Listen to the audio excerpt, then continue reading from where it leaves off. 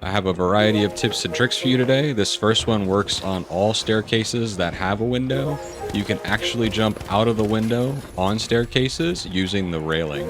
Frags do more damage than RPGs do. Frags do 140 damage, while an RPG only does 100. Using a goo grenade, placing a jump pad on top is one of the best ways to move for mediums. Additionally, you can use goo grenades to stop cash out steals in progress. You can either cut off the stealer's view from the cash out and stop it, or hit them with the goo specifically so that it forces them to stop it. If you want to try and prevent this from happening to you, nudge yourself into a small corner. Goo likes to expand in the open spaces, so create very little space for it to open up in. If you have a heavy using RPG and they ask for a jump pad, make sure they get it. Using the jump pad and the RPG is one of the best ways for heavies to open and end fights. For angled zip lines on all maps, in most cases you can place a jump pad right underneath where they're mounted to block anyone from using it. Defibs can revive, but Defib also eliminates enemies and it does 50 total damage. The Lockbolt will remain active even if it's attached to a movable object like the vault and/or chuck. Players are creatures of habits. Once you learn what a player is bound to do, they'll do it again. In this case, I knew this player liked to run the pyro grenades, so I used my mesh shield to bait out the pyro grenade and then dropped it immediately when they threw it. Enemy placed mines can also be detonated by your own weapon, so if you see somebody placing mines, don't be afraid to shoot them. Any form of player damage will activate buttons. You can shoot them, punch them, or throw grenades. Additionally, don't forget that you can use them to angle jump pads better. You can sometimes cause goo to break down simply by wedging yourself in between it. The gap has to be big enough for your player to almost fit through for it to work. You are able to eliminate teammates if you accidentally time a perfect crate to drop on your heavy charge and slam it. When you're protecting your cash out and you are the last player alive, it is critical to focus the highest threat first, which is always the player who is defending the person stealing. The player stealing is not the biggest threat, so focus on the player that is guarding them. You can winch cash outs up out of holes by jumping over the hole as you do your winch. You can gain tons of momentum by jump sliding down hit ridges and hills within the game anywhere. On Kyoto, it's really nice in the bamboo forest. If a cash out is by a door, you can open it to fling it away to stop a cash out steal. UFOs will now pick up players like low gravity and carry you across the map as long as you're within the beam that they create on the ground. You can create openings by throwing a goo on top of a crate that you can destroy. It impulses through the crate, creating a giant hole for you to get to. You can use a jump pad to make the jump to moving platforms on Soul, but be careful, you can only do it for a certain specific amount of time. If you try too late, you will fall to your doom. If you don't want to destroy mines that are on the ground from enemies, you can always use a goo grenade to cover them up to safe protect yourself from them. Also, if you're sitting next to a goo canister and it takes any sort of damage, it will open up into a cone of goo and protect you from explosive damage in the area. You can use this palm tree to make the jump across from hotel to these buildings. Very useful, helps to get across much faster than going on the ground, and allows you to then take the zip line and jump pads across to the buildings much quicker. But you can block enemy projectiles with teammate trophies. Just hold it in your hand and position yourself towards the attacker.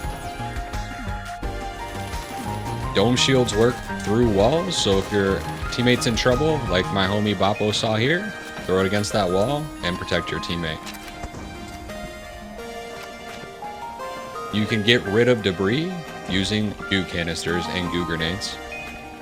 Be careful where you position yourself on the map. Being directly under a fire crate with barricades is likely not the best place to be. If you see somebody barricaded in under a fire crate, simply blow the fire crate up and detonate the fire barrels. 2 tips here. The first is all scoped weapons like the pike and the sniper have a light that shows you where you're at that will persist while you're cloaked. Also in this room, cloaking does not work because the 4 panels will light you up. Throwing an object and also sometimes holding it at a player using winch will cause the winch to grab the object and not the player. Lights with dash can super bounce off of jump pads by dashing into them, and you can travel much further than you would otherwise. Once you set a fire barrel on fire, it becomes active to the environment, allowing you to set multiple different pieces of goo on fire using 1 barrel. If your teammate gets hurt and you have a heal orb, throw it at your teammate. Directly hitting them with an orb will heal an instant 50 HP. Jumping into anti-gravs in the right way will allow you to ascend much quicker than regularly. The Cerberus can extinguish all forms of gas. All you need to do is shoot at the base of the gas. There are different steal timers in each playlist. For World Tour qualifying rounds, the steal time is 7 seconds. For both Ranked and World Tour's final round, the 3v3, it's a 6-second steal. For the qualifying rounds of Ranked, the steal time is 7 seconds.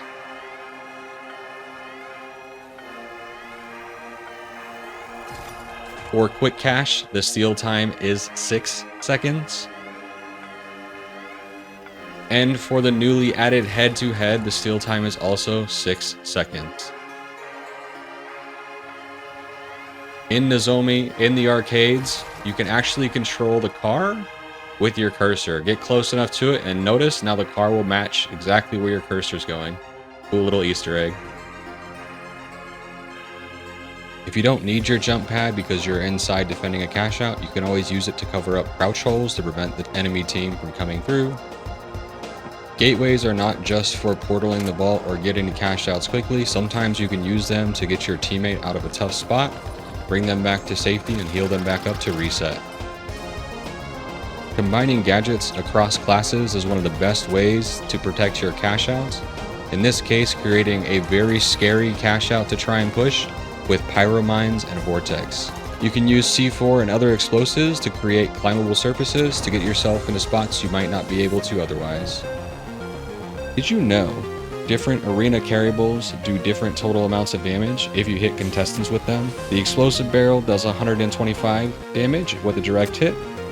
The fire and the gas barrel both deal 70 total damage. Props anywhere around the maps, any size, any type, all deal 60 damage. The wiki has it listed as 50, 60, and 70 based on their size, but there is no difference in size for the damage they do.